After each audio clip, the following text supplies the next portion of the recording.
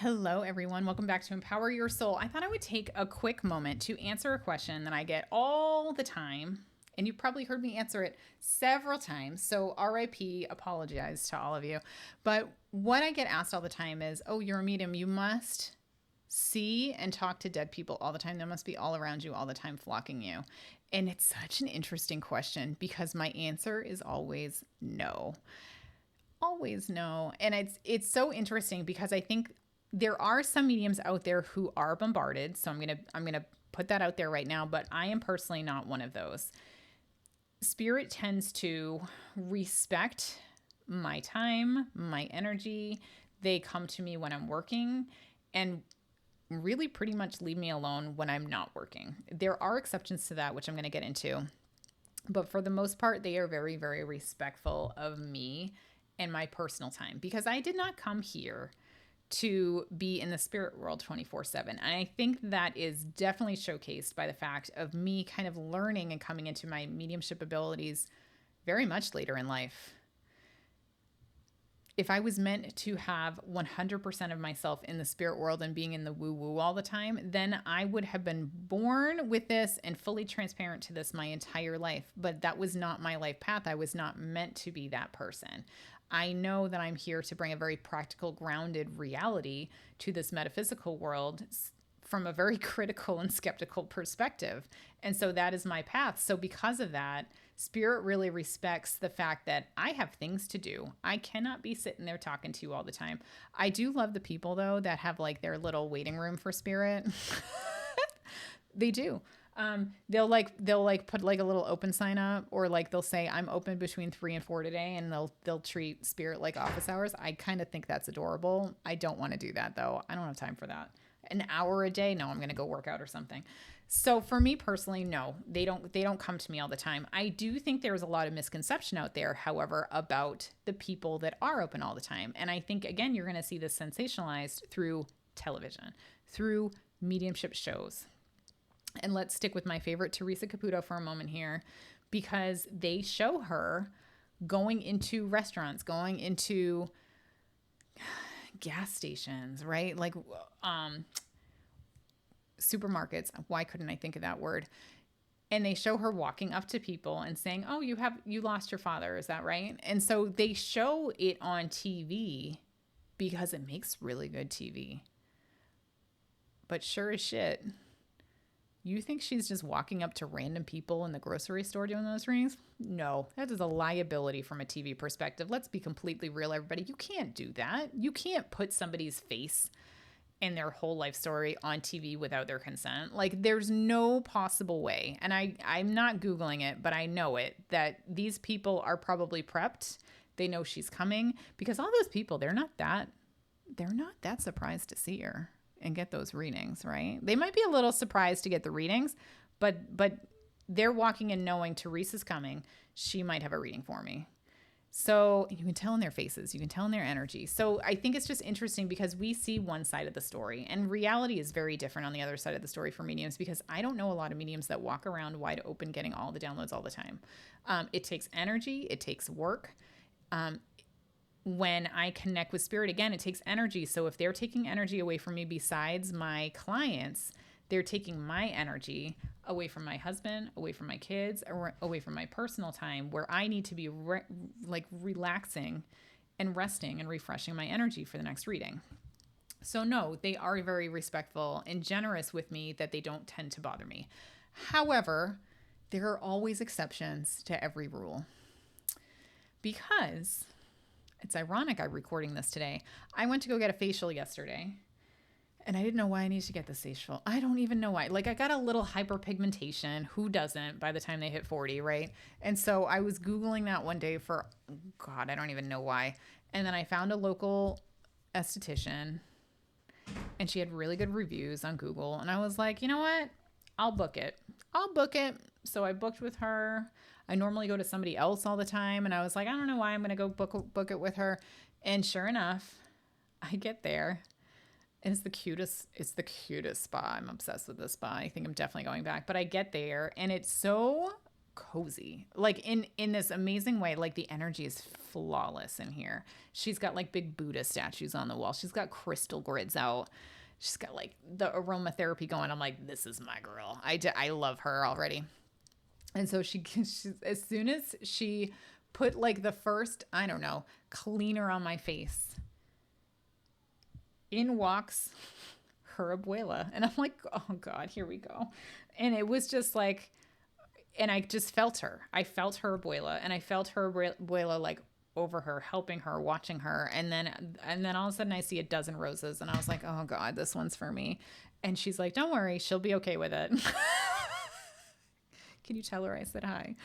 And for me, a dozen roses means anniversary, not usually a birthday, because they'll come in with balloons, but a dozen roses means some sort of an anniversary, either a passing or like a wedding. I need to have them separate that out. So I saw the dozen roses, and then I proceeded to read through like her entire freaking family. It was the most ridiculous of facials, because, getting the facial, she's getting all my clogged pores out. Like, it's a little painful. It's a little, it's good pain. It's that kind of pain. And as I'm sitting there getting my pores squeezed out, her grandfather comes in. He's telling me about how he died, right? And I'm not like actually tapping in. Like, I'm not sitting there looking to see who's there watching over her. It's like I was the open revolving door, and they were all just coming in to say hi to me. That's kind of how this went. And I wasn't asking questions. I was just trying to relax in the moment. And then I feel a cousin come in, and then I feel an aunt come in, and I'm just like, oh my God, are we done yet, everybody? And then once the parade of her departed relatives came through, I felt her angels. I felt how she was divinely guided.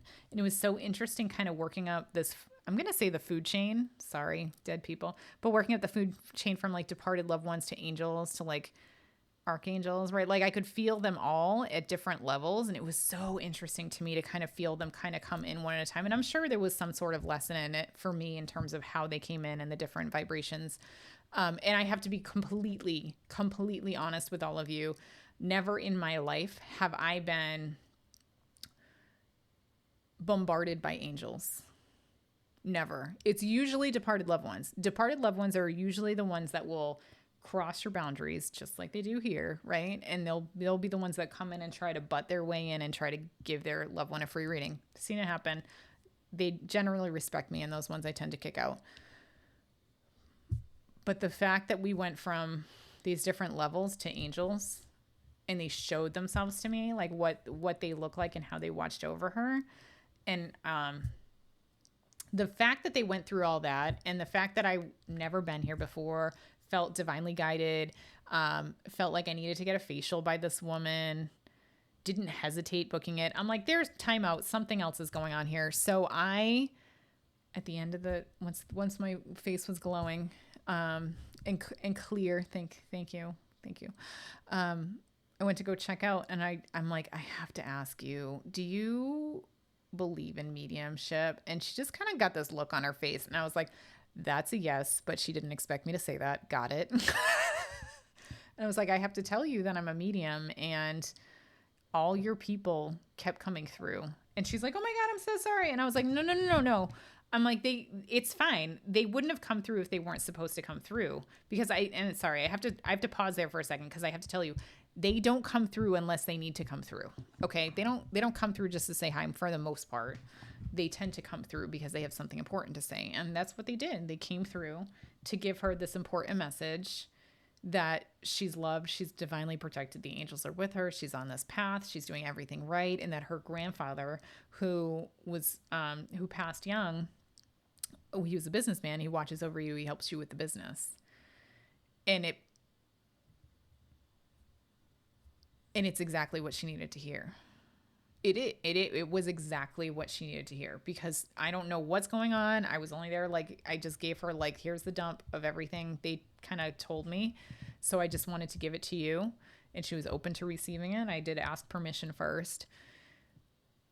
But it was so interesting, because there's no accidents that I ended up there. There's no accidents that she was my esthetician lady, and that she had time after the reading for me to kind of give her the information. So spirit will, I'm going to say, orchestrate events like that she needed to hear. And by the way, she calls in her angels every day. And I was like, oh, that makes so much sense. That's why all the angels were there. But I gave her, I think, some nuggets of gold. And what was cool is that for me personally, she was like, I went to a medium after my abuela died, and everything you said, she said. And I said, yeah. I said, but here's some more stuff for you. And it was her abuela's passing anniversary coming up in a couple weeks. So I'm like, okay, that makes sense. So I had to kind of give her these messages because spirit was just like so strong. And I think that's the difference. And this is not, I'm setting the intention with all the dead people right now. This is not an open invitation. I am not fair game, but I think it is interesting because what I have set the intention of with my team is if somebody needs a reading, you need to line it up and you need to get them you need to get them next to me somehow. You need to get them in my space. And they do that. They orchestrate it. I don't take any leads. I follow the signs. That's literally what I do. I just follow the signs. Is it ethical? I don't know. I try to be as ethical as possible. I don't know. I have to be honest with you. I think most people want the reading. I know when it's me and my friends are there and they're like, I was like, yes, give me all the intuitive hits. I want them all. Like, but I'm that kind of person, right? And I can discern fact from fiction. I could discern what feels like an alignment with me versus what doesn't feel like an alignment with me, but because I'm versed in this language. And I think for a lot of people that might not be versed in this language, it's a very touchy subject. And so that's why even when it does happen, I still seek to get the yes, that it's okay to share from them before I kind of deliver the messages. And I trust that spirit has put me in the right place at the right time to deliver what needs to be delivered. And so I'm very grateful for this woman yesterday on a very, very, very, very, very rare occasion for me to kind of give her this message. And I'm very grateful for spirit for putting me in that way to let her know she was divinely loved and protected and supported on her journey, which is exactly what she needed to hear at the time. And I think this is the fact of being a light worker, is that I don't think we ask to be bombarded, but when we are, there's a reason and we kind of have to trust it. I have to trust it. And so I guess that's what I'm going to challenge all of you to think about is,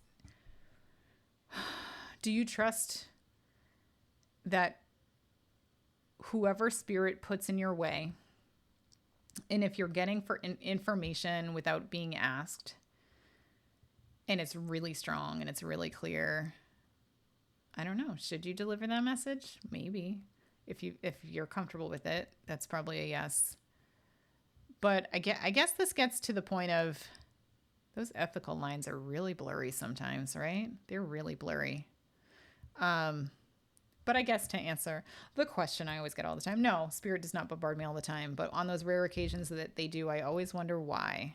Why? Because they know how protective I am. I know how protective my team is. And so I think I'm going to start answering that question with no, they don't bother me. But if someone needs a message, my team will allow them through if they need to. And that's how I'm going to end this one. Thanks so much, everybody. From my soul to yours, I hope you have a wonderful day. Take care.